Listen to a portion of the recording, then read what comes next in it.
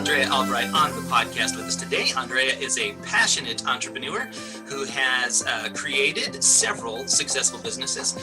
She's tackled the health and fitness industry, building and amassing over 10 million views on YouTube and landing on the cover of Health and Fitness magazine. She's also authored over 25 books, as well as starting her own publishing company dedicated to helping authors find their own success by publishing books with meaning. And she has just recently published her 26th book entitled Visionary Boss.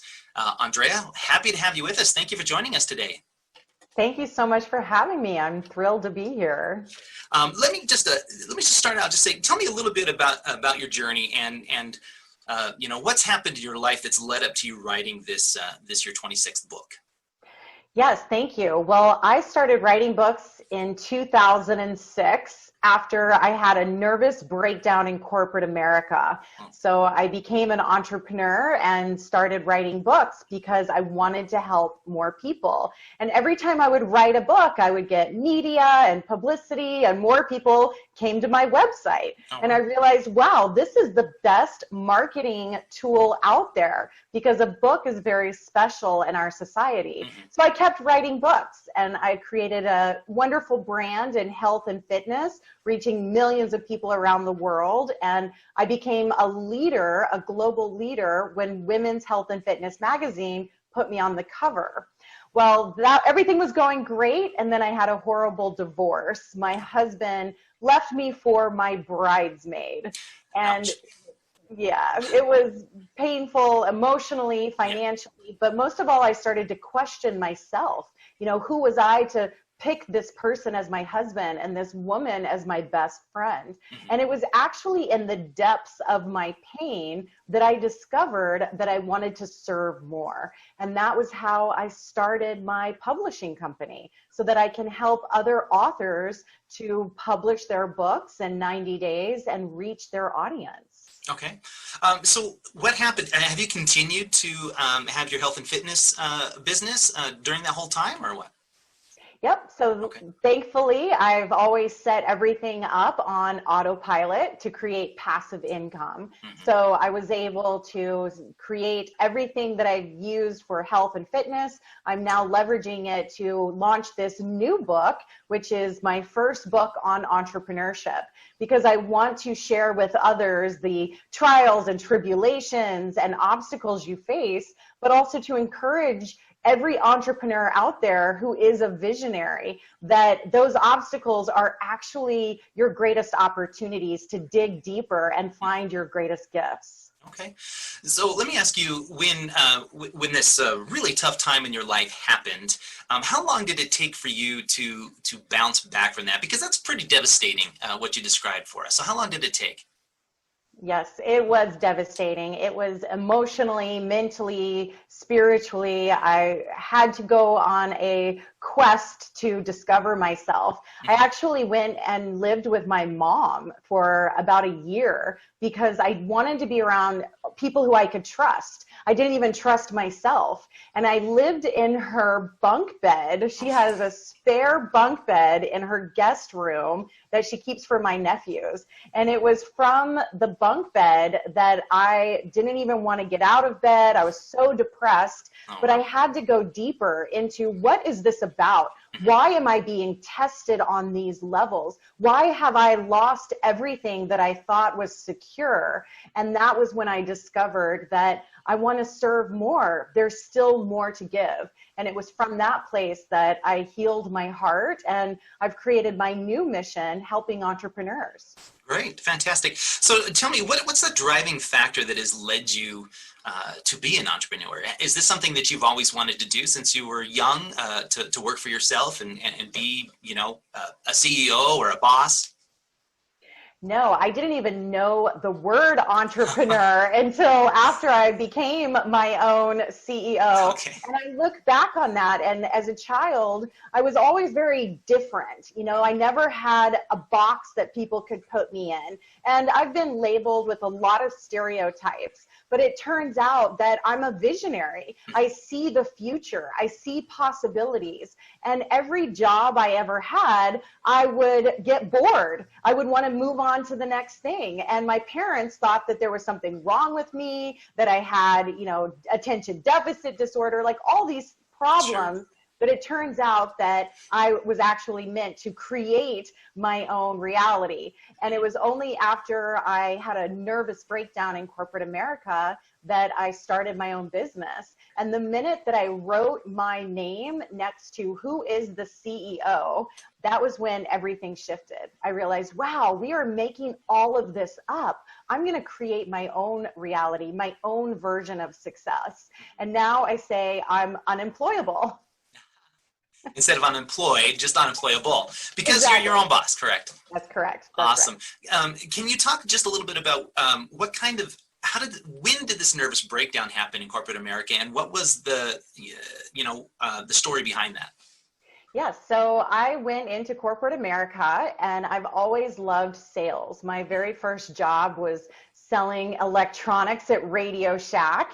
And I've always loved people. I love creating value. I love business. But when I went into corporate America, I was very successful financially. In fact, I was the top third salesperson in the entire organization in the first year.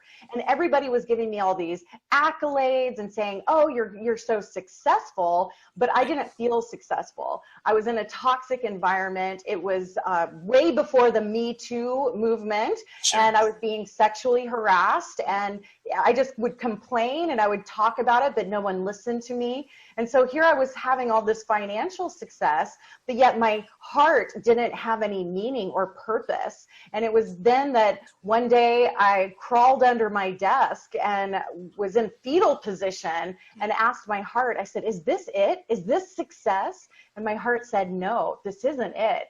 And so I quit to start my own business. Wow. Yeah, I'll tell you, sales, that is a difficult business to be in for anybody, but I think it's probably leaps and bounds more difficult if you're a female to be in a position of sales, especially, depending on what you're selling. But man, I don't envy people who are in sales positions for sure. Well, it's a double-edged sword because, when I was successful, all the men in my office were very competitive with me, and they would say things like, oh, it must be so nice to be a hot chick. But then here I wasn't getting the accolades I was working harder than anybody to prove myself, to prove my worth, to prove my intelligence. But yet I refused to be a man. I refused to fit into that role that people wanted me to play. And so corporate America was not a fit for me because I wasn't able to express my own creativity and my own self-expression. Okay. So you said you didn't really know the word entrepreneur when you were younger, but since you've learned that idea of entrepreneurship and starting your own businesses, how has that idea or that term changed for you over the course of your career? Yeah, so the word entrepreneur means a lot of different meanings, and my favorite definition is to create something from nothing. And so as an entrepreneur, we create something from nothing, meaning it's not here and there is no manual, there is no playbook. And that's very exciting because if you are a visionary and you have this skill of being able to see into the future and see a possibility and see a way that humanity can be served, I believe it is our responsibility to bring it into fruition, to bring it into reality. And if you try to deny it or try to pretend like you don't have this vision, it actually drives you crazy. And I see people who are trying to pretend like they are not an entrepreneur. But I think that's what was happening to me. I know it was happening to me was I was trying to limit my talent and limit my vision and trying to fit into a box. And that was why I was so desperately unfulfilled. And so that's what I see entrepreneurship is the possibility to create our future. That's an interesting way to describe it. I've heard artists and musicians use that kind of, hey, there's something inside of them that they need to create and bring out into the world. And if they don't, as you said, they kind of go insane or crazy. I've never really actually heard that talked about in a business sense. So that's a fascinating idea. Well, I like to say that entrepreneurship is the artistry of business. So it is an expression that has never been expressed before. That's why you can't just copy from another entrepreneur. You have to tap into your own vision and your own expression. And so it is very creative. In fact, I believe it's at the edge of creativity. It's when everybody else is telling you you're crazy, you need to play it safe, you need to get a job. That's where you need to go deeper into your vision. And that's what I have been challenged to do. And now that we are in this new global shift that has occurred, I am so grateful that I listened to my vision, because my businesses, my clients, my books are reaching more people than ever. Have you seen a lot or heard, personally known people who may not have that idea of the vision that you've got, it just fall apart during 2020, for lack of a better word? I challenge you to go deeper. Yeah. I say then if your vision is not stronger than it has ever been, then you were attached to a paradigm of a reality that wasn't truly yours. Because I didn't know how or why or when, but I knew this shift was occurring. I knew it. And so this shift, it's like, here it is. And because I've listened to that inner voice, you can call it intuition or your vision. People have different words to describe it, but I'm here to encourage and actually to demand that if you have a connection to that vision, that we need you. Our society needs you. Humanity needs you. We need thought leaders now more than ever to be the forefront of where are we going? What solutions can we bring to society in this new global paradigm? Yeah. And I think you're going to see that. I mean, you're going to have people that are just going to throw up their hands, as we've seen with a lot of big box stores and things like that. And, even Radio Shack, like you said, you worked for, I mean, they're pretty much non-existent these days. All of these stores that have been closing and companies that have went bankrupt. But as you said, I think it's the visionaries who are going to say, look, this is not a time to sit around and mope, but this is a time to create and find something that's different, that's going to lead us into the future. And, unfortunately, maybe it's taken a pandemic crisis to get us to that point, maybe quicker than we wanted to, but maybe this is the right way to do it. And this is going to be good that now we have to confront what we're doing. This is the time of innovation. Yeah. When all past paradigms crumble, now the innovation is at its peak of opportunity. And if you look back at any global shift that has occurred, you will see that this is when more millionaires are created, more opportunities are created for those who are willing to go and be brave and dare to trust their vision. Sure. This is time of innovation. Sure, absolutely. So the name of your new book is entitled Visionary Boss. Is that correct? That's right. Okay, so what is that term? I mean, we've talked about it a lot, so you may have actually answered the question, but what does that term visionary mean to you? Yes, when you are a visionary, that means that you have a portal to a possibility and a solution for humanity or for the audience that you choose to serve. And it's actually not about you. I talk to so many entrepreneurs all the time who have really wrapped their ego around their vision. And I'm here to say that it's not about you. In fact, you are a messenger of this vision. I didn't choose this vision chose me. And I am in service of it every day. And what that means is that I'm not attached to the outcome, yet I am serving something greater than me. And my audience, my clients, the people who interact with my brand and with my business, they feel that.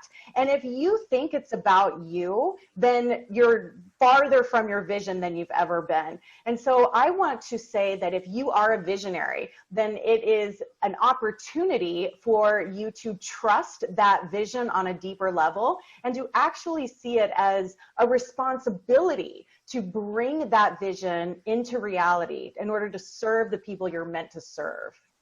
That's great. So if you are a visionary boss, then it sounds to me like you have to have maybe a level of humility and trust in the people you employ and things like that. Am I looking at that correctly?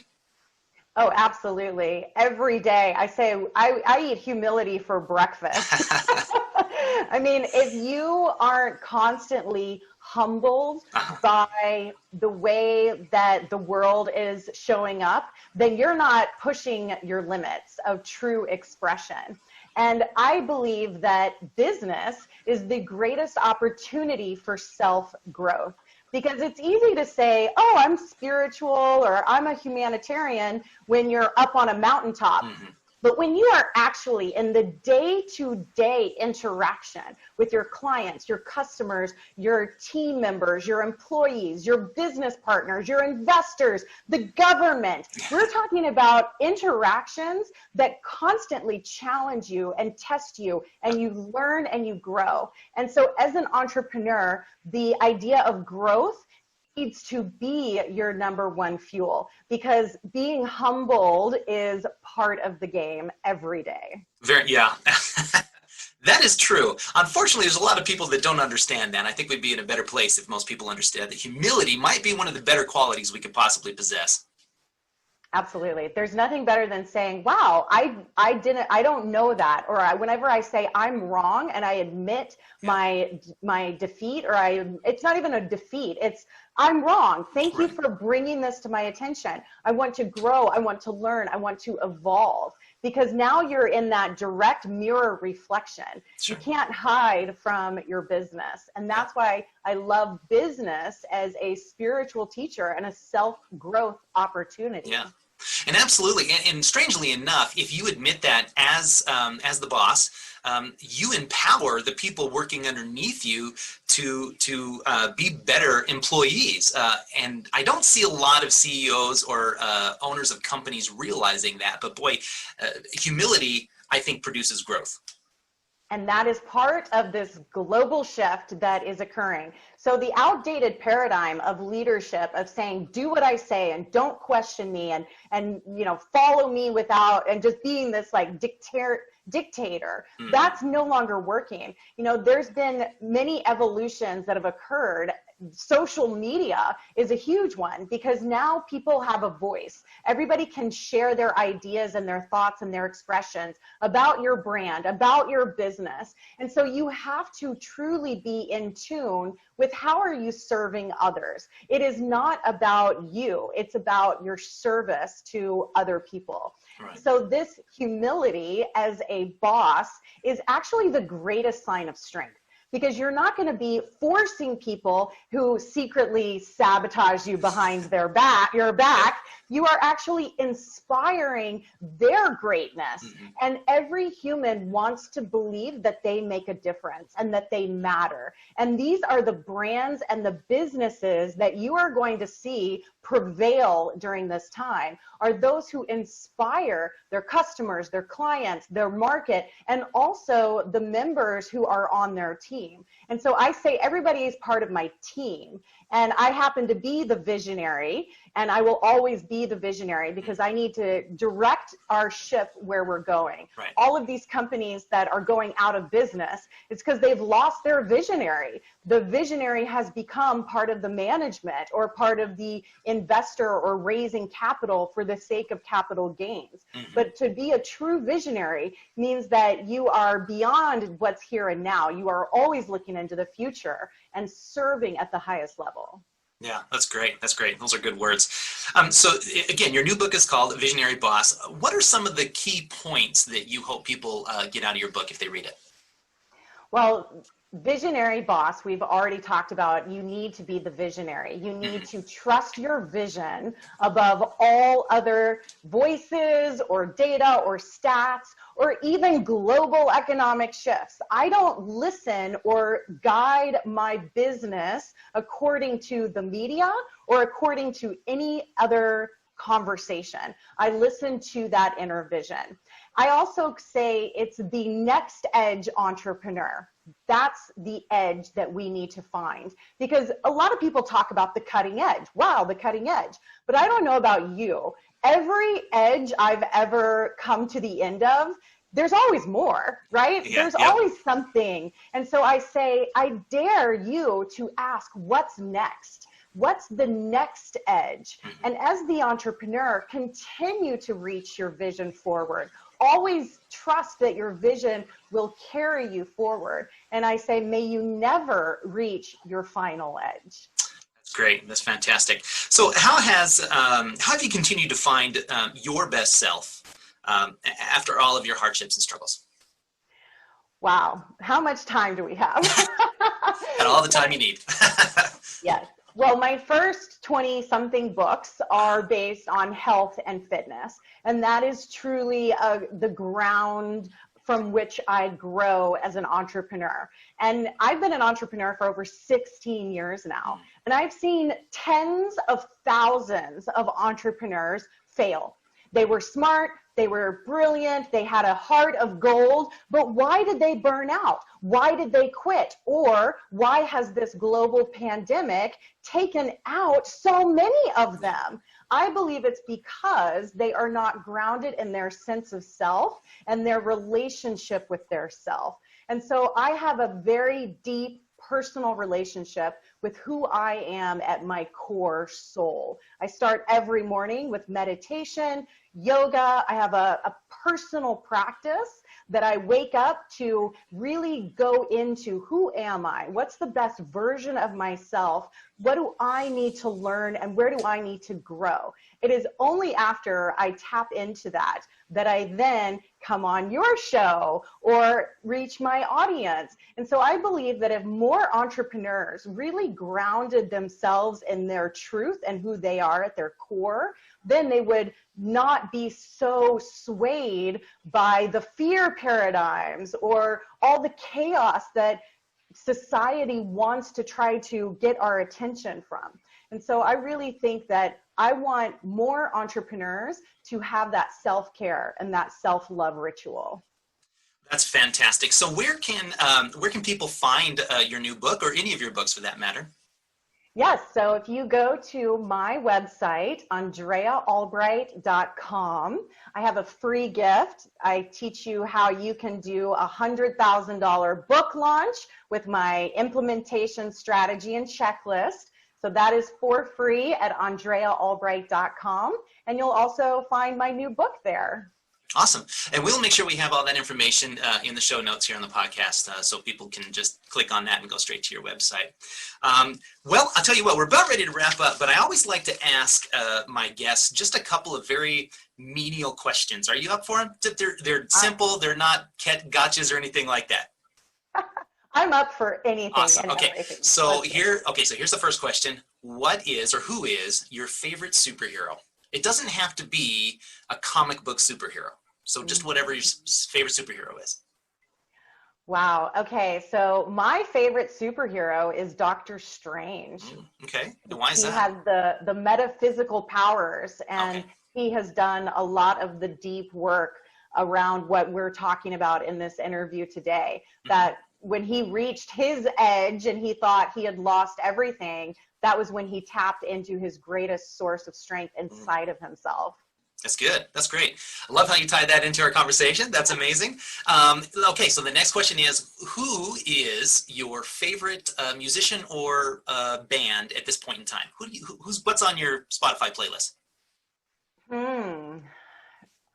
I am really into Lady Gaga. Okay. I think she continuously breaks the idea of a brand as a musician. I believe she is truly the entrepreneur of a musician because she's constantly reinventing, revising her music, her image, and I think she's super talented. I'm just really into everything she's creating at this point in her career. Yeah, for sure. I think she's probably this generation's Madonna for lack of, she just has that same thing. She constantly reinvents herself and she stays on the forefront, and she's had a career so far that's lasted at least 10 to 15 years that she's been on the public eye. So more power to her. That's fantastic. Okay. And this one's a little bit more serious. What is the best piece of advice you've ever been given?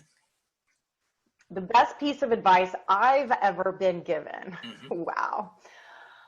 I'm not going to say something super cliche. I actually want to give you something that maybe is counterintuitive. And And that is actually that success is counterintuitive. Okay. I learned this from my first mentor, and he taught me that in order to be successful on your own terms, you cannot look around at other people in society and just expect that it's going to rub off on you. Because if everyone were successful, then it would be obvious, right? Obviously, not everyone is successful. Right. And so it's not a $2.99 hot dog you can get at 7-Eleven. Right. You have to be willing to change your perspective. You have to be willing to open your mind and keep your mind open to new realities and new possibilities. Because if success were easy, everyone would be successful. And so success is counterintuitive. That's good. That's very good. Andrea, it's been a pleasure talking to you today. I wish you nothing but success on your new book and all of your ventures that you have planned for the future, because I got a feeling there's a lot of them. Thank you very much. It has been wonderful to be with you, and I greatly appreciate this opportunity. Thank you.